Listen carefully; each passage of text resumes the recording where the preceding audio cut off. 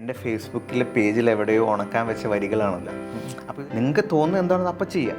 അത് പെർഫെക്റ്റ് ആണെന്ന് നിർബന്ധമില്ല, അത് കംപ്ലീറ്റ് ആണെന്ന് നിർബന്ധമില്ല. ഹാഫ് ആണെങ്കിൽ ഒരു 20% ചെയ്യേണ്ടത്. മനസ്സിലാവും. പക്ഷേ ചിന്തിക്കാത്ത വേറൊരു വഴി കൂടെ പോയിട്ട് ഡിസൈൻ ചെയ്തിട്ടുള്ള ഒരു സംഭവം പോലെയാണ് തോന്നിയത്.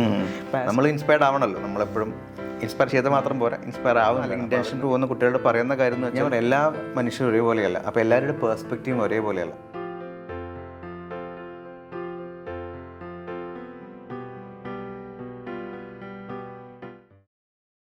Hey all, welcome back to D-Chat and this is me Akshajit Nilambari and with me Architect Bert sir. Sir, welcome back to D-Chat. Sir ഒരു ഏകദേശം 15 വർഷമായി സാറായി ഒരു architect life air with Balakrishnan എന്ന ലൈഫ് എന്ന് തുടങ്ങിയിട്ട്. അപ്പോൾ അതിലേക്കുള്ള വന്നിട്ടുള്ള വഴികളും കാര്യങ്ങളൊന്നും ജസ്റ്റ് ഒന്ന് എക്സ്പ്ലെയിൻ ചെയ്യുമോ? ഞങ്ങളുടെ കാലഘട്ടങ്ങളിലൊന്നും ഇപ്പം പ്രത്യേകിച്ച് ഞാനൊരു മിഡിൽ ക്ലാസ് ഫാമിലിയിൽ നിന്നായിരുന്നു. അപ്പോൾ എനിക്ക് ചോദിക്കാൻ ആരുമില്ല എന്താണ് ആർക്കിടെക്ചർ പഠിക്കുമ്പോൾ എങ്ങനെയാണ്, പഠിച്ച ശേഷമുള്ള ജോലി സാധ്യതകൾ എന്തൊക്കെയാണെന്ന് ചോദിക്കാൻ ആരുമില്ല. അപ്പോൾ ആക്ച്വലി വരയ്ക്കാൻ അറിയുന്ന എല്ലാവർക്കും പറ്റിയൊരു കോഴ്സ് എന്നതിലപ്പുറം എനിക്കത് ഇതിനെപ്പറ്റി അറിയില്ല. ഞാൻ ഈ കോഴ്സ് ചൂസ് ചെയ്യാൻ പോലും കാരണം എൻ്റെ ഒരു ഷമീൽ എന്ന് പറഞ്ഞൊരു ഫ്രണ്ട് ഉണ്ടായിരുന്നു. പുള്ളിക്കാരനാണ് എൻ്റെ അടുത്ത് പറഞ്ഞത്, നമ്മൾ ഈ എഞ്ചിനീയറിംഗ് എൻട്രൻസിന് ആപ്ലിക്കേഷൻ കൊടുക്കുമ്പോൾ ഒരു 450 രൂപ മറ്റോ കൊടുത്താൽ, അത്രയും തോന്നുന്നു 450-250 രൂപ കൊടുത്തു കഴിഞ്ഞാൽ ആർക്കിടെക്ചറിൻ്റെ ആപ്റ്റ്യൂഡ് ടെസ്റ്റും കൂടി എഴുതാം. അത് എഞ്ചിനീയറിങ്ങിൻ്റെ എൻട്രൻസ് ഉണ്ട്, പിന്നെ എക്സ്ട്രാ ഒരു എക്സാം ഉണ്ടായിരുന്നു. അപ്പോൾ അതും കൂടി എഴുതിയാൽ നമുക്ക് BArcൻ്റെ റാങ്ക് ലിസ്റ്റിൽ വരും എന്ന് പറഞ്ഞു. അപ്പം ഞാൻ അങ്ങനെ എഴുതിയതാണ്. എന്തായാലും ഭാഗ്യത്തിന് ആ റാങ്ക് ലിസ്റ്റിൽ വന്നു, ജോയിൻ ചെയ്തു എന്തായാലും. അപ്പോൾ ഇനീഷ്യൽ ഇയേഴ്സിലൊന്നും നമ്മൾ ഈ പറഞ്ഞ പോലെ ഇൻ്റർനെറ്റിൻ്റെ ആ ഒരു തള്ളിക്കയറ്റം നന്നില്ല. അപ്പം നമുക്ക് എന്താണോ ലൈബ്രറി അത് മാത്രം നമുക്ക് ആർക്കിടെക്ചറിനെ പറ്റിയുള്ള എക്സ്പോഷറുള്ളൂ, അല്ലെങ്കിൽ ബുക്സ് അത്രേ ഉള്ളൂ. അപ്പോൾ ഇനീഷ്യൽ ഇയേഴ്സിലൊക്കെ നമ്മൾ സീനിയേഴ്സ് എന്താണോ പറയുന്നത് അതിനനുസരിച്ച് നീങ്ങുക എന്നുള്ളതേ ഉള്ളൂ. അപ്പോൾ ഏകദേശം ഒരു സെക്കൻഡ് ഇയർ കഴിയുമ്പോഴാണ് ശരിക്കും എന്താണ് ആർക്കിടെക്ചർ എന്നും ഇതിൻ്റെ സാധ്യതകളെപ്പറ്റിയും ഇതിൽ എന്തൊക്കെ ചെയ്യണം, എന്തൊക്കെ പഠിക്കണം എന്നുള്ള ക്ലാരിറ്റിയൊക്കെ വന്നത്. ഇപ്പം ആസ് എ ടീച്ചർ ഞാൻ എപ്പോഴും ട്രൈ ചെയ്യുന്നൊരു കാര്യമാണ്. ആ ഒരു 2 വർഷത്തെ ഡിലേ ഒരു കുട്ടിക്കും വരരുത് എന്നാണ് ഞാൻ എപ്പോഴും ആലോചിക്കുക. അപ്പോൾ ഞാൻ എപ്പോഴും ഫസ്റ്റ് ഇയർ ക്ലാസ് എടുക്കുമ്പോൾ ഭാഗ്യത്തിന് ഇതുവരെ എനിക്ക് എപ്പോഴും ഫസ്റ്റ് ഇയർ ക്ലാസ് ഉണ്ടാവാറുണ്ട് ഏതെങ്കിലും ഒരു സബ്ജക്റ്റായിട്ട്. അപ്പോൾ ഞാൻ പലപ്പോഴും ശ്രദ്ധിക്കുന്ന കാര്യം എന്ന് വെച്ചാൽ എന്താണ് ആർക്കിടെക്ചർ, ഇതിൻ്റെ ജോലി സാധ്യതകൾ എന്തൊക്കെ ആയിരിക്കണം നിങ്ങൾ ശ്രദ്ധിക്കേണ്ടത് പഠിക്കുമ്പോൾ അല്ലെങ്കിൽ നിങ്ങൾ ട്രാവൽ ചെയ്യുമ്പോൾ എന്നുള്ള കാര്യങ്ങൾ ഞാൻ മനഃപൂർവ്വം നമ്മൾ ക്ലാസ്സിൻ്റെ കൂടെ തന്നെ പറഞ്ഞ് കൊടുക്കാൻ ശ്രദ്ധിക്കാറുണ്ട്. അപ്പം നീ എൻ്റെ ക്ലാസ്സിൽ ഫസ്റ്റിൽ ഇരുന്നിട്ടുള്ള ആളാണ്. അപ്പോൾ ഞാൻ പലപ്പോഴും ഏത് സബ്ജക്റ്റ് എടുക്കുകയാണെങ്കിൽ ഞാൻ ആ സമയത്തുള്ള എന്താ പറയുക റിയൽ ന്യൂസ് ഫോളോ ചെയ്യാൻ അവരെ പ്രേരിപ്പിക്കും. ടോട്ടൽ ഒരു ഇൻ്റർനാഷണൽ ന്യൂസിനെ ഫോളോ ചെയ്യണമെന്ന് പറയും. പിന്നെ കുറേ ഇവൻറ്റ്സൊക്കെ എപ്പോഴെങ്കിലുമൊക്കെ പറയുമ്പോൾ അല്ലെങ്കിൽ എൻ്റെ മനസ്സിൽ വരുന്ന കുറച്ച് കാര്യങ്ങളൊക്കെ എപ്പോഴും കുട്ടികളോട് പറഞ്ഞ് കൊടുക്കാൻ ശ്രമിക്കും. അപ്പോൾ അവരോട് അതിനെപ്പറ്റി കുറച്ചുകൂടെ വായിക്കാനും കുറച്ചുകൂടി ഇൻഫർമേഷൻ തേടാനും പറയും. അപ്പോൾ അതിൻ്റെ കൂടെ കുറേ അവരാ ഒരു സെർച്ചിങ് കപ്പാസിറ്റി കൂട്ടുക എന്നുള്ള ബോധ്യത്തോടു കൂടിയാണ് പറയുന്നത്. അപ്പോൾ എന്തായാലും അത് ഞാൻ ചെയ്യാറുണ്ടായിരുന്നു. അപ്പോൾ ഞാൻ സെക്കൻഡ് ഇയർ കഴിഞ്ഞപ്പോഴാണ് ശരിക്കും ഇത് മനസ്സിലായത്. പിന്നെ ഞാൻ കുറച്ചും കൂടെ ലൈബ്രറി കയറാൻ തുടങ്ങി. ആ സമയത്തൊക്കെ അതുവരെ ലൈബ്രറി എന്ന് പറഞ്ഞ സാധനം മാറ്റി വെക്കപ്പെടുന്ന സാധനമായിരുന്നു. കുറച്ചും കൂടെ ലൈബ്രറി കയറാൻ തുടങ്ങി. ഞാനൊരു ആവറേജ് സ്റ്റുഡൻറ്റ് തന്നെയായിരുന്നു. അതുകൊണ്ട് തന്നെ എനിക്ക് കുട്ടികളെ ഞാൻ അതും കൂടെ കണക്ട് ചെയ്താൽ പറയുന്നത് കുട്ടികളെ കുറച്ചും കൂടെ എനിക്ക് അങ്ങനെ മനസ്സിലാക്കാൻ പറ്റും. അപ്പം ഒരു 4th ഇയർ ട്രെയിനിങ് പോയപ്പോഴാണ് ശരിക്കും പ്രൊഫഷണലി ഇതാണ് സംഭവിക്കുന്നത്, ഓഫീസുകളിൽ ഇതാണ് സംഭവിക്കുന്നത്, നമ്മളെടുത്ത് ഡിമാൻഡ് ചെയ്യുന്ന അല്ലെങ്കിൽ ഓഫീസ് ഡിമാൻഡ് ചെയ്യുന്ന കാര്യങ്ങൾ ഇതൊക്കെയാണെന്ന് മനസ്സിലായത്. ഞങ്ങൾ ആ സമയത്താണ് സ്കെച്ചപ്പ് എന്ന് പറഞ്ഞാൽ ഭയങ്കര എന്തോ വലിയ സോഫ്റ്റ്വെയർ ആയിരുന്നു. അത് എത്രയും പെട്ടെന്ന് പഠിച്ചെടുക്കാനും എന്നെ ഇൻസ്പയർ ചെയ്ത ആ കൈൻഡ് ഓഫ് അറ്റ്മോസ്ഫിയറാണ്. ഞാൻ ബാംഗ്ലൂരാണ് ചെയ്യുന്നത്. അതും വലിയ മാറ്റങ്ങൾ ഉണ്ടാക്കിയാണ്. ഞാൻ ഇപ്പോഴും കുട്ടികളോട് പറയുന്നതാണ്, നമ്മളെപ്പോഴും ട്രെയിനിങ് ഒക്കെ ചൂസ് ചെയ്യുമ്പോൾ നിങ്ങൾ ബാച്ചപ്പെട്ട ട്രെയിനിങ് പോകാൻ ശ്രമിക്കുകയാണ്. കോഴിക്കോട് നമുക്ക് അല്ലെങ്കിൽ കേരളം നമുക്ക് അറിയാവുന്ന ഒരു അറ്റ്മോസ്ഫിയറിൽ അറിയാവുന്ന ആൾക്കാർ അറിയാവുന്ന ബിൽഡിങ്സാണ്, അല്ലെങ്കിൽ നമുക്ക് എപ്പോഴും പോയി വരാവുന്ന സ്ഥലമാണ്.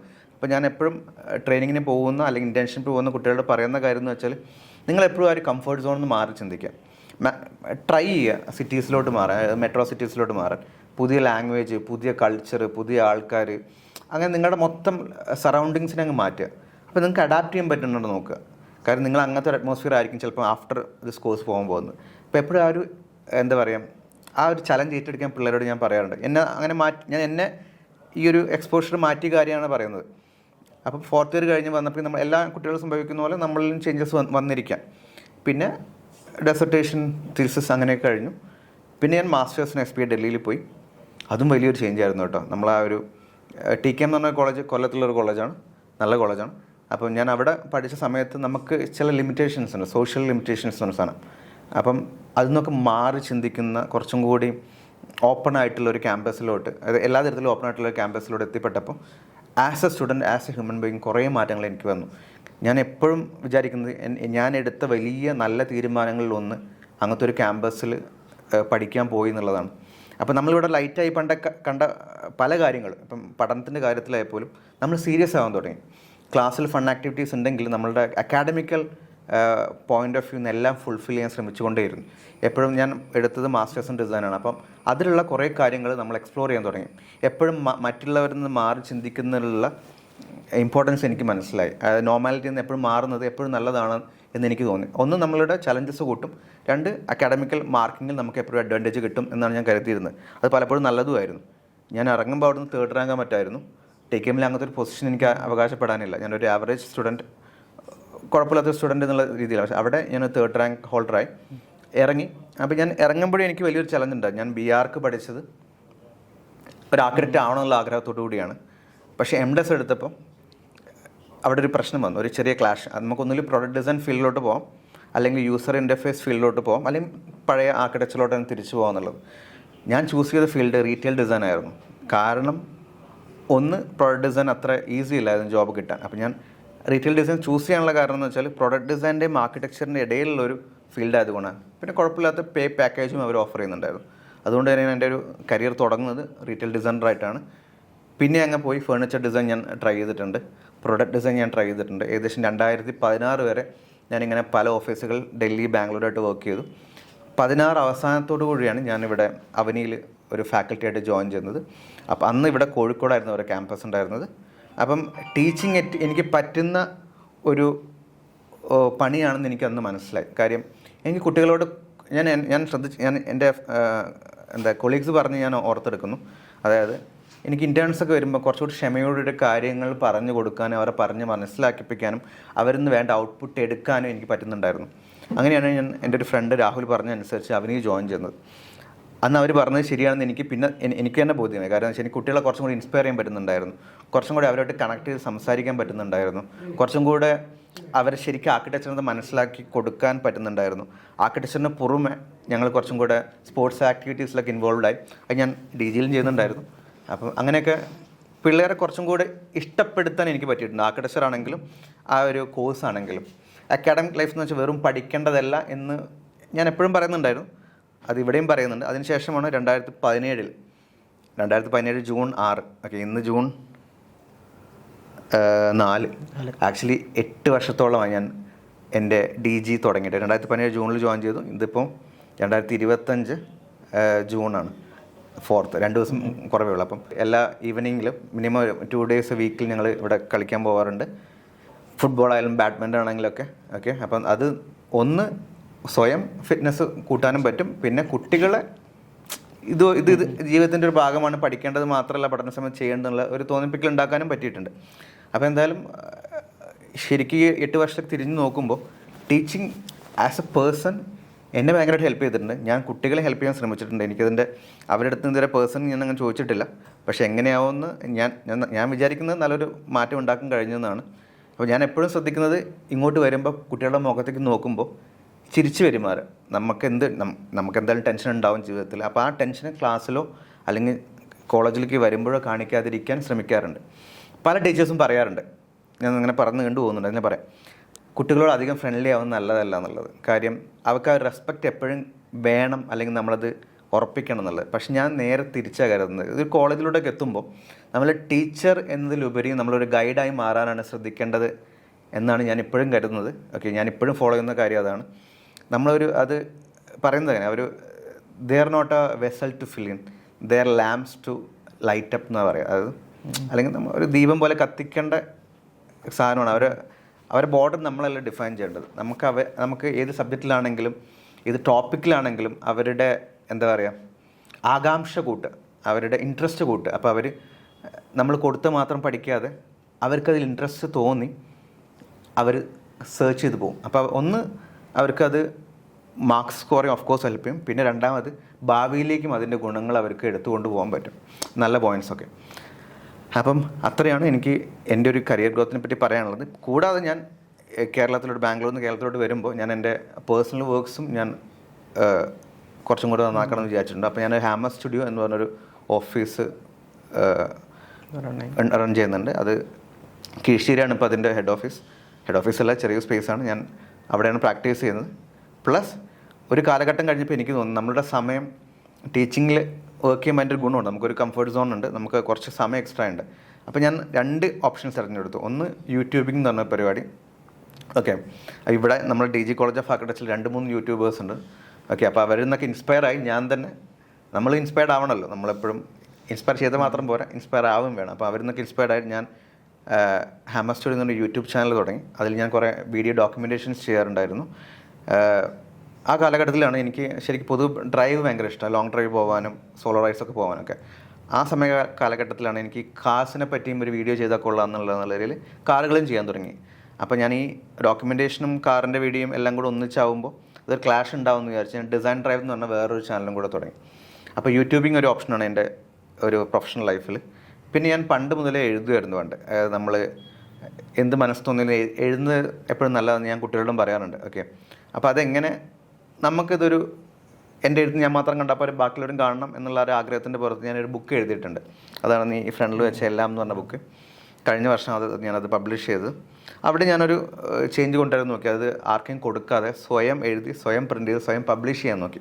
ആ ഒരു എക്സ്പീരിയൻസ് എനിക്കറിയാൻ പറ്റും, എനിക്ക് വേറെ ആർക്കും കൂടെ പറഞ്ഞു കൊടുക്കാൻ പറ്റും. അപ്പോൾ ഞാൻ കുട്ടികളോടും പറഞ്ഞതാണ്, നിങ്ങൾക്ക് ആർക്കെങ്കിലും എഴുതണം താല്പര്യമുണ്ടെങ്കിൽ ഇപ്പോഴും ഞാൻ പറയുന്നു, എന്നെ വന്ന് കണ്ടാൽ ഞാൻ ആ പ്രോസസ്സ് മൊത്തം പറഞ്ഞു തരാം.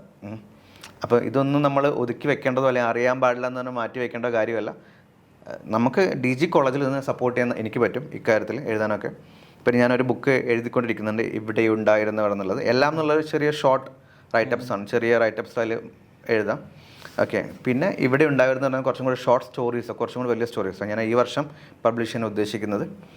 അപ്പോൾ ഇത്രയാണ് എന്നെപ്പറ്റി എനിക്ക് പറയാനുള്ളത്. എനിക്കറിയാം കുറച്ച് ലോങ് ആയി എന്നുള്ളത്, പക്ഷേ ഇത്രയും പറഞ്ഞാലേ കംപ്ലീറ്റ് ആവുള്ളൂ. അപ്പോൾ സാറ് ഇത്രയും ലൈഫിൽ സാറ് പറഞ്ഞ കാര്യങ്ങളൊക്കെ, സാറ് കോളേജിൽ ഇപ്പോൾ എല്ലാ ഗ്രൂപ്പായിട്ട് പഠിക്കുന്ന സമയത്ത് കുറേ ഫ്രണ്ട്സും എന്താ പറയുക, സാറ് പറഞ്ഞ പല സ്പോർട്സ് ആക്ടിവിറ്റി ആയിട്ട് അല്ലെങ്കിൽ അതിന് ഫണ്ണായിട്ടുള്ള അതേപോലെ എന്തെങ്കിലും ഒരു ഫണ്ണായിട്ട് എന്തെങ്കിലും മെമ്മറബിൾ ആയിട്ടുള്ള ഏതെങ്കിലും ഒരു സിറ്റുവേഷൻ അല്ലെങ്കിൽ എന്തെങ്കിലും ഒരു ടൈം? എൻ്റെ കോളേജിൽ ഞങ്ങൾ എല്ലാവരും തീരുമാനിച്ചുറച്ച കാര്യമായിരുന്നു. ഞങ്ങളുടെ സീനിയേഴ്സ് ആണെങ്കിലും ജൂനിയേഴ്സ് ആണെങ്കിലും അവർ പെട്ടെന്ന് പുറത്തേക്ക് വീടെടുത്ത് മാറും. അപ്പം ഞങ്ങൾ തീരുമാനിച്ചു അങ്ങനത്തെ ഒരു ഓപ്ഷനിലേക്ക് പോകേണ്ട ആവശ്യമില്ല, നമുക്ക് ചെയ്യാനുള്ള സമയം ഫ്രീഡം ആ ഹോസ്റ്റലിൽ തന്നെ കിട്ടുന്നുണ്ട്. ഫസ്റ്റ് ഇയർ മുതൽ ഫൈനൽ ഇയർ വരെ ഹോസ്റ്റലിൽ നിന്ന് ഒരു ബാച്ച് ഞങ്ങളാ കാലഘട്ടത്തിലുള്ളൂ. അത് ഞങ്ങളാ ഒരു 2010 പാസ് ഔട്ട് ആയ ഒരു ബാച്ചിന് ബോയ്സ് ഹോസ്റ്റലിൻ്റെ കാര്യം പറയുന്നത് ഞങ്ങൾ മാത്രമേ ഇപ്പോൾ ഉണ്ടാവുള്ളൂ. അപ്പോൾ ആ കാലഘട്ടങ്ങളിൽ നമ്മൾ മിക്കവാറും 2 ഹോസ്റ്റലിൽ നമ്മൾ മാറി നിന്നിട്ടുള്ളൂ. അപ്പം എന്തുകൊണ്ടോ മാനേജ്മെൻറ്റ് നമുക്ക് എപ്പോഴും ഒരു റൂമാണ് തരാറ്. ഞങ്ങൾ 8 പേരുണ്ടായിരുന്നു ബോയ്സ്. അപ്പോൾ 4 റൂം ഇടയ്ക്കൊരു ബാത്റൂം, അതൊരു സ്പെഷ്യൽ സ്പേസ് ആയിരുന്നു. അപ്പോൾ ഗുണം എന്ന് വെച്ചാൽ നമ്മളങ്ങനെ നിങ്ങളിപ്പം എങ്ങനെയാണ് നിങ്ങളുടെ കാലഘട്ടത്തിൽ എങ്ങനെയാണെന്ന് അറിയില്ല, നമ്മളങ്ങനെ വലിയ റൂം ക്ലീൻ ചെയ്യാറൊന്നുമില്ല. അപ്പോൾ നമ്മളെ കൂടുതലൊരാൾക്ക് സപ്ലി എന്ന് പറഞ്ഞാൽ അറിയാൻ വിചാരിക്കുന്നു, സപ്ലി അടിച്ചാലും ഒരു വർഷം കഴിഞ്ഞ് എക്സാം എഴുതണമെങ്കിലും പഴയ എക്സാം ക്വസ്റ്റ്യൻ പേപ്പർ നമ്മൾ നിലത്തുനിന്ന് പരതിയെ കിട്ടും. പിന്നെ അങ്ങനത്തെ കുറേ കാര്യങ്ങളൊക്കെ ഉണ്ടായിട്ട് പിന്നെ നമുക്ക് എല്ലാ ഹോസ്റ്റലിലും നമുക്ക് ഒറ്റ പ്ലഗ് പോയിൻ്റ് ഉണ്ടാവുള്ളൂ. അപ്പോൾ 4 കമ്പ്യൂട്ടർ എന്തെങ്കിലും വർക്ക് ചെയ്യാനുണ്ട്. അപ്പോൾ നമ്മൾ പലപ്പോഴും ഒരു പ്ലഗിൽ നിന്ന് വേറെ പ്ലഗ് കണക്ട് ചെയ്ത് അങ്ങനെ ചുറ്റും ഇട്ടായിരിക്കുക. അപ്പോൾ ചില സമയത്തൊക്കെ ഇത് ഷോർട്ടാവും എന്ന് പറഞ്ഞിട്ട് ഷോർട്ടാവും. അപ്പോൾ ആ മൊത്തം വർക്ക് നിൽക്കും. പിന്നെ അന്ന് ഞങ്ങൾ തിരഞ്ഞെടുത്ത ഒരു വർക്കിംഗ് സ്റ്റൈൽ ഞാനിപ്പോഴും ഓർത്തെടുക്കുന്നുണ്ട് കേട്ടോ. അതായത് ഞങ്ങളൊരു സെക്കൻഡ് ഇയറൊക്കെ ആയപ്പോഴേക്കിന് കളിയൊക്കെ പതിയെ അങ്ങ് ഒഴിവാക്കി വെച്ചു. അതുകൊണ്ട് ഞാൻ ഇപ്പോൾ കളിക്കുന്നത്, പണ്ട് കളിക്കാത്തതുകൊണ്ട്. അപ്പം ഞങ്ങൾ ചെയ്യുന്ന കാര്യം എന്ന് വെച്ചാൽ വൈകുന്നേരം ക്ലാസ് കഴിയും, ഒരു 4 മണിക്ക് ക്ലാസ് വിട്ട് കഴിഞ്ഞാൽ ഒരു 4:30-5 മണിയാകുമ്പോഴേക്ക് ചായ ഒടിച്ച് റൂമിലെത്തും. ഞങ്ങളെല്ലാവരും 5 മണിക്ക് കിടക്കും, എന്നിട്ടൊരു 3 മണിക്കൂർ കിടക്കും, ഉറങ്ങും. എന്നിട്ട് 5 to 8 ഇതായത് നമ്മളൊരു പാറ്റേൺ കേട്ടോ. ഇതിൻ്റെ ഉപജ്ഞാതാവ് ഞങ്ങളെ കൂട്ടത്തിൽ നിബുൺ ജോർജ് എന്ന് പറഞ്ഞൊരു ആർക്കിടെക്ട് ഉണ്ട്. ഇപ്പം കൺഫോം സ്റ്റുഡിയോ എന്ന് പറഞ്ഞ അങ്കമാലിയിലൊരു ഓഫീസൊക്കെ ഉണ്ട്. അപ്പം അവനാണ് അതിൻ്റെ ഉപജ്ഞാതാവ്. അവൻ ഞങ്ങളെ പഠിപ്പിച്ചത് ഇങ്ങനെയൊക്കെ ചെയ്യേണ്ടതെന്നുള്ളത്. അപ്പോൾ ഞങ്ങൾ 5 to 8 കിടക്കും. 8 മണിക്ക് പോയിട്ട് ക്യാൻറ്റീനിൽ പോയി കഴിക്കും. എന്നിട്ടാണ് പിന്നെ വർക്ക് ചെയ്യാനായിരിക്കും. അപ്പം നമുക്ക് ആക്ച്വലി ഉറക്കം നന്നായിട്ട് കിട്ടി ഓൾറെഡി. പിന്നെ നമുക്ക് നന്നായിട്ട് വർക്ക് ചെയ്യാൻ പറ്റും. രാവിലെ ഒരു 2-2:30 അല്ലെങ്കിൽ 3 മണി വരെ എന്നും വർക്ക് ചെയ്യാൻ പറ്റിയൊരു പാറ്റേണിലോട്ട് ഞങ്ങളെത്തി. അതുകൊണ്ട് തന്നെ ചിലപ്പോൾ സംസാരിച്ചിരിക്കും, ചിലപ്പോൾ സിനിമ കാണും, അതൊക്കെ അതിൻ്റെ ഭാഗമാണ്. പക്ഷേ ആ ഒരു പാറ്റേൺ എന്നെ ഭയങ്കരമായിട്ട് ഹെൽപ്പ് ചെയ്തിട്ടുണ്ട്. ഇപ്പോഴും ചിലപ്പം കുറച്ചൊക്കെ ഓവർലോഡ് വർക്ക് ഉണ്ടെങ്കിൽ ഞാൻ ഈ ഒരു പാറ്റേൺ ഫോളോ ചെയ്യാറുണ്ട്. അതൊക്കെ ചിലപ്പോൾ ഞങ്ങൾ മാത്രമൊക്കെ ചെയ്തിട്ടുണ്ടാവുള്ളൂ എന്നാണ് എൻ്റെ ധാരണ. ഈ ഒരു സംഭവം എന്ന് പറഞ്ഞാൽ ഞങ്ങൾക്കും കിട്ടിയ ഒരു പുതിയ അറിവാണ്. പക്ഷെ ഞങ്ങളെന്ന് പറഞ്ഞാൽ ഇവിടെ നിന്ന് പോയി പിന്നെ അവിടെ നിന്ന് പിന്നെ എന്താ പറയുക രാത്രി 12 അതും കഴിഞ്ഞ് ഏകദേശം 5 മണി വരെ വർക്ക് ചെയ്യാനുണ്ട്. ഇപ്പം സ്പെഷ്യലി AD കാര്യങ്ങളൊക്കെയാണ്. അപ്പോൾ ഈ ഒരു പാറ്റേൺ ഫോളോ ചെയ്ത് കഴിഞ്ഞാൽ കുറച്ചും കൂടെ എല്ലാവർക്കും ഒരു BArch സ്റ്റുഡൻറ്റ് പഠിക്കുന്ന ഏതൊരു സ്റ്റുഡൻറ്റിന് ഭയങ്കര ഹെൽപ്ഫുൾ ആണെന്ന് എനിക്കിപ്പോൾ തോന്നുന്നുണ്ട്.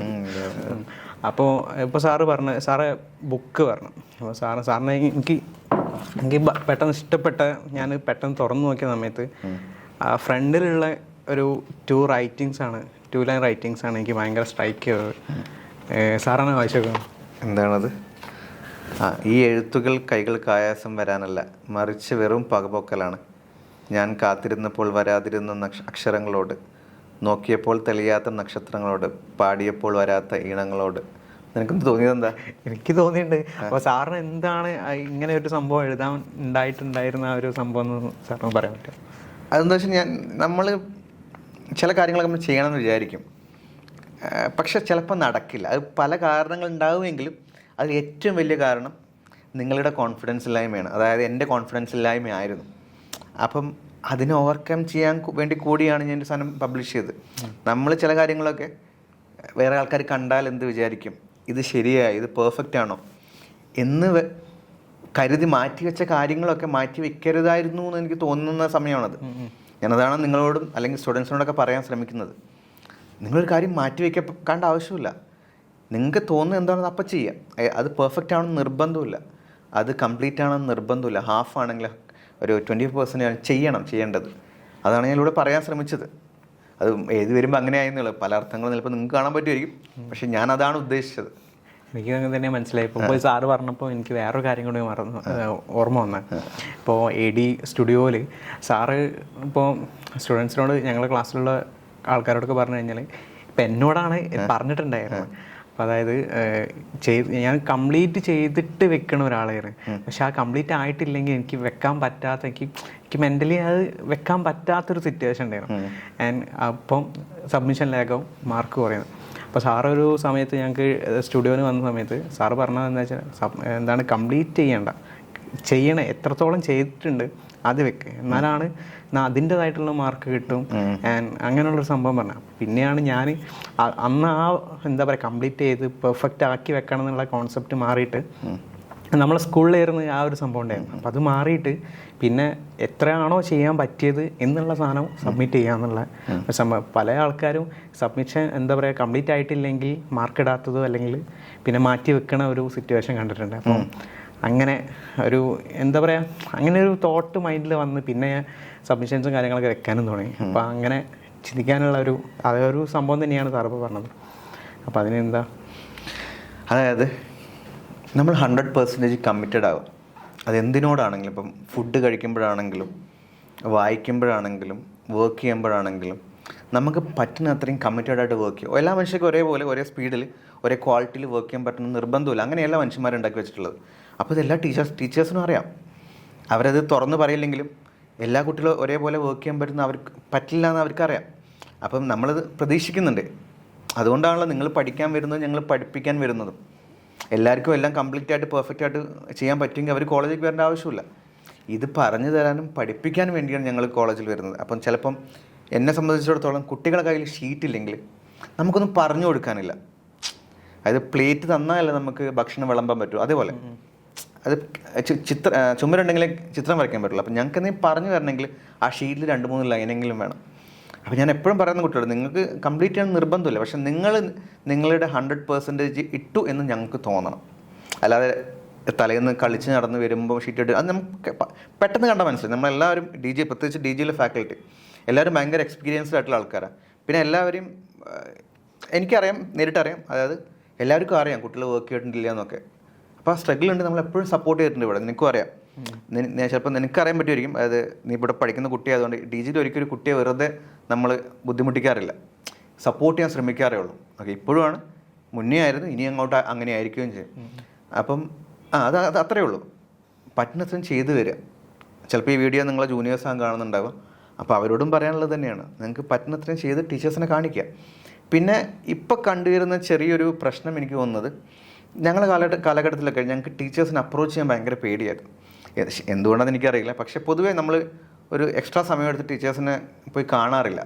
നമ്മളെ മിക്കവാറും ഗൈഡ് ചെയ്യുന്നത് സീനിയേഴ്സ് ആയിരിക്കും, തൊട്ട് മുകളത്തെ അല്ലെങ്കിൽ അതിൻ്റെ മുകളത്തെ ബാച്ചിലർ സീനിയേഴ്സ് ആയിരിക്കും.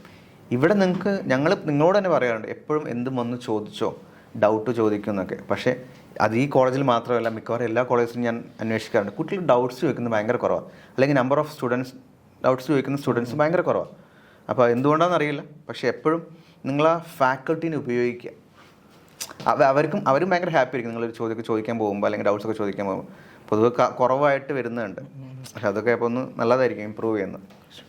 ഇപ്പോൾ പിന്നെ ഇപ്പോൾ സാറ് പറഞ്ഞ പോലെ തന്നെ product designer, as A product designer sir products ഞാൻ കണ്ടിട്ടുണ്ട്. ഇപ്പോൾ മൊമെൻറ്റോസ് ഡിസൈൻ ചെയ്തിട്ടുണ്ടായിരുന്നു, പിന്നെ അതേപോലത്തെ കുറേ കാര്യങ്ങൾ സാറ് ഡിസൈൻ ചെയ്തിട്ടുണ്ടായിരുന്നു. ആ ഒരു സമയത്തൊക്കെ കണ്ടിട്ടുണ്ടായിരുന്ന സംഭവം എന്ന് പറഞ്ഞു കഴിഞ്ഞാൽ പെട്ടെന്ന് കണ്ടു കഴിഞ്ഞാൽ സംഭവം മനസ്സിലാവും, പക്ഷേ ചിന്തിക്കാത്ത വേറൊരു വഴി കൂടെ പോയിട്ട് ഡിസൈൻ ചെയ്തിട്ടുള്ള ഒരു സംഭവം പോലെയാണ് തോന്നിയിട്ടുള്ളത്. അപ്പോൾ അത് മാത്രമല്ല, ഇപ്പോൾ സാറുടെ അടുത്ത് ഇപ്പോൾ ഒരു എന്താ പറയുക റിവ്യൂവിന് വന്നിട്ടുണ്ടെങ്കിലും അല്ലെങ്കിൽ വേറെ എന്തെങ്കിലും ഒരു കാര്യത്തിൽ ഒരു ഐഡിയാസ് ഒന്ന് ഷെയർ ചെയ്യാനോ അല്ലെങ്കിൽ അത് പറ്റി ഡിസ്കസ് ചെയ്യാനോ വന്നിട്ടുണ്ടായിരുന്നു. ഇപ്പോൾ ഒരു നോർമൽ ഐഡിയ ഒക്കെ ആയിട്ട് നമ്മളിപ്പോൾ കമ്മിങ് ആയതുകൊണ്ട് ആ ഒരു ഐഡിയ വെച്ചിട്ടാണ് നമ്മൾ വരുന്നുണ്ടാവുക. പക്ഷെ അത് സംസാരിച്ച് അത് കഴിഞ്ഞ് കഴിഞ്ഞാൽ സാറ് ചില സമയത്ത് അതിനെ പറ്റിയിട്ട് അതിൻ്റെ മുകളിൽ വർക്കൗട്ട് ചെയ്യും, അല്ലെങ്കിൽ ഇതൊന്നും അല്ല എന്ന് പറയുന്നത് സാറ് ഐഡിയാസും കോൺസെപ്റ്റും വന്നിട്ട് പിന്നെ നമ്മളത് അതിൻ്റെ മുകളിൽ വർക്ക് ചെയ്യുന്ന സമയത്ത് ഞങ്ങൾക്ക് ഉണ്ടാകുന്നത് എന്താ വെച്ച് കഴിഞ്ഞാൽ ഞങ്ങൾ ഓവറോൾ കോൺസെപ്റ്റൊക്കെ മാറി ഭയങ്കര വലിയൊരു സംഭവമായിട്ട്. ഇപ്പോൾ എസ്പെഷ്യലി എനിക്ക് കിട്ടിയിട്ടുള്ളതെന്ന് പറഞ്ഞു കഴിഞ്ഞാൽ എന്തെങ്കിലും ഒരു കാര്യം ഇപ്പോൾ ഒരു ഇൻസ്റ്റാളേഷനും കാര്യങ്ങളൊക്കെ ആയിട്ട് വന്നിട്ടുണ്ടെങ്കിൽ പിന്നെ അത് അവസാനത്തേക്ക് എന്താ സാറടുത്ത് വന്ന് അപ്രോച്ച് ചെയ്ത് കഴിഞ്ഞാൽ അത് പിന്നെ നമ്മളെ മൈൻഡിൽ ഓടുക, അത് ആ ഒരു കംഫർട്ട് സോണ് പോയിട്ട് വേറെ തന്നെ ഒരു സംഭവത്തിലേക്കായിട്ട് ചിന്തിച്ച് തുടങ്ങാനുള്ള ഒരു സംഭവം കിട്ടുന്നുണ്ട്. അപ്പോൾ അതേപോലെ തന്നെ ഇപ്പം എനിക്ക് ഇപ്പോൾ ഇതാക്കുകയാണെങ്കിൽ ഇപ്പോൾ സാറ് സ്റ്റുഡൻ്റ് ആയിരുന്നു 2 വർഷം ഒരു സ്റ്റുഡിയോയും ഫസ്റ്റ് ഇയറിലും, അപ്പോഴും അതിന് ഇടയിലും അല്ലാത്ത സമയത്തും വന്നിട്ട് ഇതേപോലെ തന്നെ നമ്മൾ റിവ്യൂ ചെയ്യാറുണ്ട്. അതേപോലെ തന്നെ കുറേ കാര്യങ്ങൾ സംസാരിക്കാൻ, ഇപ്പോൾ നമ്മൾ അക്കാഡമിക് അല്ലാത്ത കാര്യങ്ങളും നമ്മൾ പല കാര്യങ്ങളെ പറ്റിയിട്ട് നമ്മൾ ഡിസ്കസ് ചെയ്യാറുണ്ട്.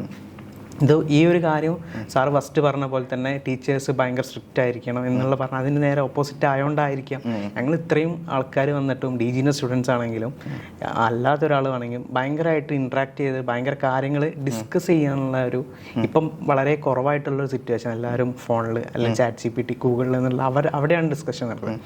അപ്പോൾ ഈ ഒരു സിറ്റുവേഷനിൽ ഇപ്പോൾ ഇതേപോലത്തെ ടീച്ചേഴ്സിനോടും അല്ലെങ്കിൽ സാറോടും ഞങ്ങൾ കൂടുതൽ ഇൻട്രാക്ട് ചെയ്തിട്ട് കാര്യങ്ങൾ ഡിസ്കസ് ചെയ്യണം. അപ്പോൾ ഡിസൈൻ വരുന്നത് ഭയങ്കര ഇങ്ങനെ ചെയ്ത് കഴിഞ്ഞാൽ വേറെ കറങ്ങി വന്നിട്ട് വേറെ വഴി കൂടെ പോയിട്ട് വന്നിട്ടുള്ളൊരു എക്സ്പീരിയൻസ് ആണ്. ഇപ്പം ഞാനാണ് ഇപ്പം ചെയ്യുന്നത്. നമ്മളൊരു ഡിസൈന് നമ്മൾ ഡിസ്കസ് ചെയ്ത് ഇപ്പം ഞാൻ സ്വന്തമായിട്ട് ഇങ്ങനെ ആലോചിച്ച് ചെയ്ത് കഴിഞ്ഞ് ഒരു ഡിസൈനാവും. അപ്പോൾ ഇത്രയും ഒരു 3 വർഷം ആയി ഞാനിപ്പോൾ ഇവിടെ 4ാമത്തെ വർഷം. അപ്പോൾ ഇത്രയും ദിവസം അല്ല ഇത്രയും വർഷം സാറടുത്ത് ഇടയ്ക്ക് എന്ത് ഒരു ഐഡിയ വന്നു കഴിഞ്ഞാൽ തോട്ട് വന്നു കഴിഞ്ഞാലും സാറടുത്തൊന്ന് ഷെയർ ചെയ്യേണ്ടത്. അപ്പോൾ അത് കഴിഞ്ഞ് ഇപ്പോൾ എൻ്റെ വീട്ടിലിരിക്കുകയാണെങ്കിലും എൻ്റെ സ്റ്റുഡിയോയിൽ ഇരിക്കുകയാണെങ്കിലും ഞാൻ എൻ്റെ പ്രോജക്റ്റ് ഒറ്റയ്ക്ക് ഇരുന്ന് ചെയ്യുകയാണെങ്കിലും ഞാൻ എൻ്റെ കുറേ കോൺസെപ്റ്റും കാര്യങ്ങളൊക്കെ ഉണ്ടാക്കും. അത് കഴിഞ്ഞ് പിന്നെ അതൊക്കെ അവിടെ വെച്ച് കഴിഞ്ഞ് പിന്നെ സാറ് പറഞ്ഞ അന്നത്തെ ആ ഒരു സംഭവം ഉണ്ടോ ഞാൻ പറഞ്ഞ ഇങ്ങനെയുള്ള വഴി, അപ്പോൾ ആ വഴിയിലൂടെ ഇറങ്ങി വന്നാൽ ഇപ്പുറത്ത് വേറെ ഇതേപോലുള്ള വേറൊരു സാധനം ടോട്ടലി ഡിഫറെൻ്റ് ആയിട്ട് കുറച്ചുകൂടെ അടിപൊളിയായിട്ട് സിമ്പിളായിട്ട് കുറച്ചുകൂടെ അടിപൊളിയായിട്ട് വരുന്ന ഒരു സംഭവം എനിക്ക് വന്നിട്ടുണ്ട്. ഇതേപോലെ കുറേ ആൾക്കും വന്നിട്ടുണ്ട്. അപ്പോൾ സാറ് പറയണ അങ്ങനെ ഒരു ചിന്ത വരുന്നതാണ്. അപ്പോൾ അതെന്താണ് ആ ഒരു പ്രോഡക്റ്റ് ഡിസൈൻ കംപ്ലീറ്റ്ലി ഡിഫറെൻ്റ് ആയിട്ട്. നമുക്ക് ആർക്കിടെക്ചറിലും പ്രോഡക്റ്റ് ഡിസൈനിലുള്ള ചിന്താരീതി വ്യത്യസ്തമുണ്ട്. ആർക്കിടെക്ചറിൽ മിക്കവാറും പ്രോസസ്സിന് ഇമ്പോർട്ടൻസ് കൊടുത്തിട്ടുള്ള ഒരു ഡിസൈൻ തിങ്കിങ്, നമ്മൾ എന്തൊക്കെ ചെയ്യണം എപ്പോൾ ചെയ്യണമെന്നുള്ളൊരു ഒരു മെത്തേഡ് ഉണ്ട് മിക്കവാറും. പക്ഷേ പ്രോഡക്റ്റ് ഡിസൈനിൽ ഭയങ്കര എന്താ പറയുക സ്പോണ്ടേനിയസ് പല ചിന്തകളും. അപ്പോൾ അതിൻ്റെ ഒരു വ്യത്യാസം എൻ്റെ പ്രാക്ടീസിലൂടെയും എൻ്റെ കരിയറിലൂടെയൊക്കെ എനിക്ക് വന്നിട്ടുണ്ട്. അപ്പം ഞാൻ പലപ്പോഴും കുട്ടികളോട് അങ്ങനെ ചിന്തിക്കാൻ പറയാമെന്നുള്ള കാരണം എന്ന് വെച്ചാൽ പൊതുവെ എന്ത് സാധനം സ്റ്റേബിൾ അല്ല, ഇൻക്ലൂഡിങ് ഡിസൈൻ. അപ്പം എപ്പോഴും ഒരു ഹൈക്ക് വരണം. അപ്പം ഡിസൈനിലാണെങ്കിലും അല്ലെങ്കിൽ അതിൻ്റെ കളർ കോമ്പിനേഷനിലാണെങ്കിലും അതിൻ്റെ പ്ലേസ്മെൻറ്റിലാണെങ്കിലും എവിടെയെങ്കിലും ഒരു ഹൈക്ക് വന്നാൽ നമുക്കത് സ്റ്റാൻഡ് ഔട്ട് ചെയ്ത് വെക്കാൻ പറ്റുള്ളൂ. ഏറ്റവും പെർഫെക്റ്റ് ആയിട്ടുള്ള സാധനം എല്ലായിടത്തും, ഫോർ എക്സാമ്പിൾ ഒരു ചെയർ ഏറ്റവും പെർഫെക്റ്റ്ലി ഫങ്ഷണലി വർക്ക് ചെയ്യുന്ന ചെയർ എല്ലാ സ്ഥലത്തും ഉണ്ടാവുക. പക്ഷേ അത് എല്ലാ സ്ഥലത്തും ഉപയോഗിക്കപ്പെട്ട് കഴിഞ്ഞാൽ പിന്നെ അതിൻ്റെ ഇമ്പോർട്ടൻസ് പതിയെ ഇല്ലാതാവും. ഫങ്ഷണാലിറ്റി അവിടെ കിടക്കും, പക്ഷേ ഇത് എക്സ്പീരിയൻസിൻ്റെ കാലഘട്ടമാണ്. അപ്പോൾ നമ്മൾ ആസ് എ ഡിസൈനർ നമ്മൾ സ്റ്റാൻഡ് ഔട്ട് ചെയ്യണമെങ്കിൽ നമ്മൾ കുറച്ചും കൂടി ഉയർന്ന് ചിന്തിക്കണം. ആ ഫങ്ഷണാലിറ്റിയുടെ കംഫേർട്ട് പോകാനും പാടില്ല, എന്നാൽ അതിന് കുറച്ചും കൂടി എസ്തെറ്റിക്കൽ വാല്യൂ കൂട്ടുകയും ചെയ്യണം. അപ്പോൾ ആ ഡിഫറെൻ്റ് ആയിട്ട് ചിന്തിക്കണം എന്നുള്ള സാധനം ഞാൻ എപ്പോഴും പറഞ്ഞു വെക്കാറുണ്ട്. അപ്പോൾ കുട്ടികൾ നീയൊക്കെ വരുമ്പോൾ ചിലപ്പോൾ നിൻ്റെ ചിന്ത ശരിയായിരിക്കാം, അപ്പോൾ അതിനെ വെച്ചുകൊണ്ട് തന്നെ ഞാൻ എൻ്റെ പേഴ്സ്പെക്റ്റീവും പറയുന്നുണ്ടെന്നേ ഉള്ളൂ. അപ്പോൾ നിങ്ങൾക്ക് ചിലപ്പം ചില ആൾക്കാർക്ക് സ്പാർക്കാവും, ചില ആൾക്കാർ ചില നോക്കുകയില്ല. പക്ഷേ as A teacher, as A guide ഞാനത് പറഞ്ഞു കഴിഞ്ഞാൽ ചിലപ്പോൾ നിങ്ങൾക്ക് മാറ്റം ഉണ്ടാവും. അപ്പോൾ ഞാനത് എപ്പോഴും പറയാൻ ശ്രമിക്കാറുണ്ട്, പലപ്പോഴും പറയാറുണ്ട്, ചിലപ്പോൾ പറയാറില്ല. പക്ഷേ അത് ഓരോ സിറ്റുവേഷൻ അനുസരിച്ചും സ്റ്റുഡൻറ്റിനനുസരിച്ച് മാറിക്കൊണ്ടിരിക്കും. പക്ഷേ ഞാൻ എപ്പോഴും പറയുന്നത്, ഞാൻ നോക്കിയിട്ടുള്ള കാര്യം ഞാൻ എപ്പോഴും സ്റ്റാൻഡ് ഔട്ട് ചെയ്ത് നോക്കും. ചിലപ്പോൾ നമ്മൾ നോർമലി കാണുന്ന സാധനം തന്നെ ജസ്റ്റ് ഒന്ന് ഫ്ലിപ്പ് ചെയ്ത് നോക്കും, അതിന് തലയിരിച്ച് നോക്കും. അപ്പോൾ എന്തെങ്കിലും ചിലപ്പോൾ ഐഡിയാസ് വരാതിരിക്കാം. പക്ഷെ ആ ഒരു സ്റ്റാൻഡ് ഔട്ട് ചെയ്യണം എന്നുള്ള സാധനം ഞാൻ എൻ്റെ മനസ്സിൽ എപ്പോഴും വെക്കാറുണ്ട്. ഇപ്പോൾ സാറ് പറഞ്ഞ പോലെ തന്നെ സാറ് ബുക്ക് നമ്മൾ എല്ലാം പവിത് ബാലകൃഷ്ണൻ എന്ന ബുക്ക് നമ്മൾ നോക്കിയ സമയത്ത് ഇതിൽ കൂടുതലും നല്ല സ്കെച്ചസ് ഉണ്ട്. ഇപ്പോൾ ഉള്ള ഒരു ടൈം എന്ന് പറഞ്ഞാൽ എല്ലാവരും ബിസിയാണ്. ഈ വായിക്കാൻ ഇഷ്ടപ്പെടുന്ന ആൾക്കാർ കുറച്ചേ ഉള്ളൂ, അതിന് ടൈം കണ്ടെത്തുന്ന ആൾക്കാർ. പക്ഷേ ഭയങ്കര ബിസി ആയിട്ടുള്ള ഒരാൾക്കും വായിക്കാൻ പറ്റുന്ന ഒരു ബുക്കായിട്ടാണ് എനിക്ക് തോന്നിയിട്ടുള്ളത്. ഞാനും വായിച്ചിട്ടുണ്ട്. അപ്പോൾ കുറേ എന്താ പറയുക, ലൈൻസൊക്കെ കുറവാണ്, പക്ഷേ കൂടുതൽ ഒരു സ്കെച്ചസും കാര്യങ്ങളൊക്കെ ഉണ്ട്. അപ്പോൾ അങ്ങനെ എഴുതാൻ അല്ലെങ്കിൽ ഇങ്ങനെ ഒരു രീതിയിൽ ഒന്നാമത് ചെറിയ ചെറിയ കാര്യങ്ങളാണ് എഴുതിയിട്ടുള്ളത്, പക്ഷേ അത് ഭയങ്കര മീനിങ് ഫുള്ളായിട്ട് ഇപ്പം നേരത്തെ പറഞ്ഞ പോലെ തന്നെ ഡിസൈനിൻ്റെ കാര്യത്തിൽ തന്നെ ചിന്തിക്കാൻ പറ്റുന്ന ഒരു സംഭവമായിട്ടായിരുന്നു. അപ്പോൾ ഇങ്ങനെ ലൈൻസ് ചെറുതാക്കി കൂടുതൽ സ്കെച്ചും കാര്യങ്ങളൊക്കെ കൊടുത്ത് അങ്ങനെയുള്ളൊരു ഫോർമാറ്റിലേക്ക് വരാൻ ഉള്ള ഒരു വേ. അതായത് നമ്മൾ വെയിലത്ത് ഉണക്കാൻ വെക്കണ അറിയോ, അതായത് നമ്മൾ ചിലപ്പോൾ മാങ്ങയൊക്കെ കൂടുതൽ കാലഘട്ടത്തിലേക്ക് സ്റ്റോർ ചെയ്യാൻ വേണ്ടിയിട്ട് ഇത് വെയിലത്ത് വെക്കും. വെയിലത്ത് വെച്ച് കഴിഞ്ഞാൽ ചുരുങ്ങി ശരി, പക്ഷേ അതിൻ്റെ എസെൻസ് അതിൻ്റെ ഉള്ളിലുണ്ട്. അങ്ങനെ കുറേ സമയമെടുത്ത് എൻ്റെ ഫേസ്ബുക്കിലെ പേജിൽ എവിടെയോ ഉണക്കാൻ വെച്ച വരികളാണത്. അപ്പോൾ ഇതൊരു വലിയ ബുക്കാക്കണമെന്നോ ഒരു ബുക്കാക്കണമെന്ന് എൻ്റെ ചിന്തയിലില്ല. അപ്പോൾ ഞാൻ എപ്പം എഴുതുമ്പോഴും ഞാൻ കുറേ ആലോചിക്കും. ഈ എഴുതുന്നത് ആരെയും കാണിക്കാൻ വേണ്ടി എഴുതിയതായിരുന്നില്ല, എൻ്റെ മനസ്സിലുള്ള സാധനം കുറച്ച് മീനിങ് ഫുള്ളായിട്ട് എവിടെയും ഞാൻ സ്റ്റോർ ചെയ്ത് വെച്ച് അങ്ങനെ ഉണങ്ങി ചെറുതായതാണ് ആ വരികൾ ഇരിക്കുന്നത്. അപ്പോൾ എൻ്റെ മനസ്സിൽ കുറേ ഉണ്ടായിരിക്കും, അപ്പോൾ എഴുതിയത് അങ്ങനെ ആയിരിക്കും. അങ്ങനെ അത് പബ്ലിഷ് ചെയ്യാൻ വേണ്ടി വെക്കാത്ത സാധനം ഒരു ബുക്കിലോട്ട് മാറ്റുമ്പോൾ ഉണ്ടാകുന്ന ഒരു പ്രശ്നമുണ്ട്, ചേരായ്മ. അത് ഞാൻ കണക്ട് ചെയ്തത് ഈ സ്കെച്ചിലൂടെയാണ്. ഞാൻ തന്നെയാണ് സ്കെച്ചൊക്കെ വരച്ചിട്ടുള്ളത്, പറയാൻ മറന്നുപോയി. അപ്പം അതുകൊണ്ടാണ് ഞാൻ എഴുതിയ പല വരികൾക്കും ഒരു ഇന്നർ മീനിങ് നിങ്ങൾക്ക് ഫീൽ ചെയ്യാൻ പറ്റുന്നത്. കാര്യം എൻ്റെ മനസ്സിൽ കുറേ ചിന്തകളുണ്ടാകുന്ന സമയത്തൊക്കെ. അപ്പോൾ അങ്ങനെയാണ് അത് ബുക്കിലോട്ട് കൺവേർട്ട് ചെയ്യുമെന്ന് പറയുമായിരുന്നു. വേറെ ഒരു ഫീൽഡുമായിട്ട് എന്തെങ്കിലും ഡെവലപ്പ് ചെയ്യണമെന്ന് ആഗ്രഹമുണ്ടോ? ഞാനിപ്പോൾ 2-3 ഫീൽഡ് സെലക്ട് ചെയ്ത് വെച്ചിട്ടുണ്ട്. ഒന്ന് ഈ പറഞ്ഞ ഓട്ടോമൊബൈൽ റിവ്യൂയിങ് ഉണ്ട്, പിന്നെ ബിൽഡിംഗ് ഡോക്യുമെൻറ്റേഷൻ ഞാൻ ചെയ്യും, പിന്നെ എൻ്റെ സ്വന്തം വർക്ക്സ് ഞാൻ ഡോക്യുമെൻ്റ് ചെയ്യും ഇൻ ടൈം, ഒരു കുറച്ച് സമയത്തിനുള്ളിൽ. പിന്നെ സംസാരം എന്ന് പറഞ്ഞൊരു ഇൻ്റർവ്യൂ സീരീസ് ഞാൻ തുടങ്ങിയിട്ടുണ്ട്. ഇപ്പോൾ 2-3 പേരെ ഞാൻ ഇൻ്റർവ്യൂ ചെയ്തു, ബെന്യാമിനും മൈത്രേയനും ഒക്കെ അടക്കം. അപ്പോൾ അതും അങ്ങനെയാണ് പോകുന്നത്. അപ്പോൾ അതിലാണ് ഞാൻ സ്റ്റിക്ക് ഓൺ ചെയ്യാൻ ഉദ്ദേശിക്കുന്നത്, ഫോക്കസ് ചെയ്യാൻ ഉദ്ദേശിക്കുന്നത്. അപ്പോൾ ഇനിയിപ്പോൾ നമ്മളിപ്പോൾ ഇപ്പം നേരത്തെ പറഞ്ഞ പോലെ ഇൻറ്റേൺഷിപ്സ് സ്റ്റുഡൻസ് വരാണ്, അപ്കമിങ് BArcലേക്ക് അഡ്മിഷൻ നടന്നുകൊണ്ടിരിക്കുകയാണ്. അപ്പോൾ ആ ഒരു സംഭവത്തിലേക്ക് വരുന്ന ആൾക്കാർക്ക് സാറിന് എന്തോ പറയാനുള്ളത്? അതായത് ഏത് ഫീൽഡാണെങ്കിലും അതിൽ ഷൈൻ ചെയ്യുന്ന ആൾക്കാരിൽ ഏറ്റവും പാഷനേറ്റ് ആയിട്ടുള്ള ആൾക്കാരായിരിക്കും. അപ്പോൾ നിങ്ങൾ ഏത് കോഴ്സ് സെലക്ട് ചെയ്യണമെങ്കിലും ആർക്കിടെക്ചർ ആണെന്ന് നിർബന്ധമില്ല, ഏത് കോഴ്സാണെങ്കിലും നിങ്ങൾ പാഷനേറ്റാണ്, നിങ്ങൾക്ക് നല്ല ഇഷ്ടമുണ്ടെന്ന് ഉറപ്പ് വരുത്തുക. അപ്പോൾ നിങ്ങൾക്ക് നന്നായിട്ട് അതിൽ വർക്ക് ചെയ്യാനും പറ്റും, ഇൻവോൾവ് ആവാനും പറ്റും. അത് നിങ്ങളെ തന്നെ വേറെ ലെവലിലേക്ക് കൊണ്ടുപോവുകയും ചെയ്യും. അത്രേ എനിക്ക് പറയാനുള്ളൂ. ഏത് കോഴ്സ് സെലക്ട് ചെയ്യുമ്പോൾ ഭയങ്കരമായിട്ട് ആലോചിക്കുക, മാക്സിമം ആൾക്കാരോട് ചോദിക്കുക കോഴ്സ് എങ്ങനെയാണ്, മനസ്സിലാക്കുക കോഴ്സിനെ പറ്റി.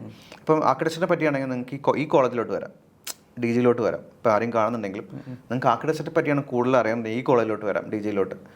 ഞങ്ങൾക്ക് ഇവിടെ എക്സിബിഷൻ സ്പേസ് ഉണ്ട്, അത് കാണാം, ടീച്ചേഴ്സ് അവരോട് സംസാരിക്കാം, ഒക്കെ ചെയ്യാം.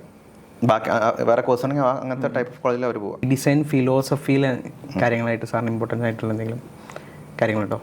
ഡിസൈൻ ഫിലോസഫി അത് പല ടൈപ്പ് ഓഫ്, ഞാൻ ഒന്ന് വർക്ക് ചെയ്യുന്ന ആർക്കിടെക്ചറാണ്. ആർക്കിടെക്ചറിൽ ഞാൻ എപ്പോഴും ശ്രദ്ധിക്കുന്നതെന്ന് വെച്ചാൽ എപ്പോഴും ഈ ഉള്ളിലുള്ള സ്പേസസ് അല്ലേ, അതെപ്പോഴും ഞാൻ പുറത്തുള്ള സ്പേസുമായിട്ട് കുറച്ചും കൂടെ കമ്മ്യൂണിക്കേറ്റ് ചെയ്യുമ്പോൾ അത് കണക്ട് ചെയ്ത് വെക്കും, അത് വെക്കാറുണ്ട്. അത് നമ്മളെല്ലാവരും ചെയ്യുന്ന ആർക്കിടെക്ട്സ് എല്ലാവരും ചെയ്യുന്നതാണ്. ബേസിക് സാധനങ്ങളൊക്കെ ഒഴിച്ചാൽ ഞാൻ ചെയ്യാറുണ്ട്. എപ്പോഴും കുറച്ചും കൂടെ കണക്ട് ചെയ്ത് വെക്കും. അതായത് നമ്മൾ കമ്മ്യൂണിക്കേറ്റ് ചെയ്യുമെന്ന് പറയും, interior and exterior spaces. Product ഡിസൈനിലോട്ട് വരുമ്പോൾ ഞാൻ നേരത്തെ പറഞ്ഞ ഫിലോസഫി ഞാൻ അപ്ലൈ ചെയ്യാറുണ്ട്. അതായത് കുറച്ചും കൂടെ സ്റ്റാൻഡ് ഔട്ട് ചെയ്യിപ്പിക്കാൻ ശ്രമിക്കാറുണ്ട്. അപ്പോൾ ഈ 2 ഫീൽഡാണ് ഇപ്പം ഡിസൈനിൽ ഞാൻ കൊണ്ടുപോകുന്നത്. എഴുതുമ്പോൾ ഞാനായിട്ട് തന്നെ എഴുതാറുണ്ട്.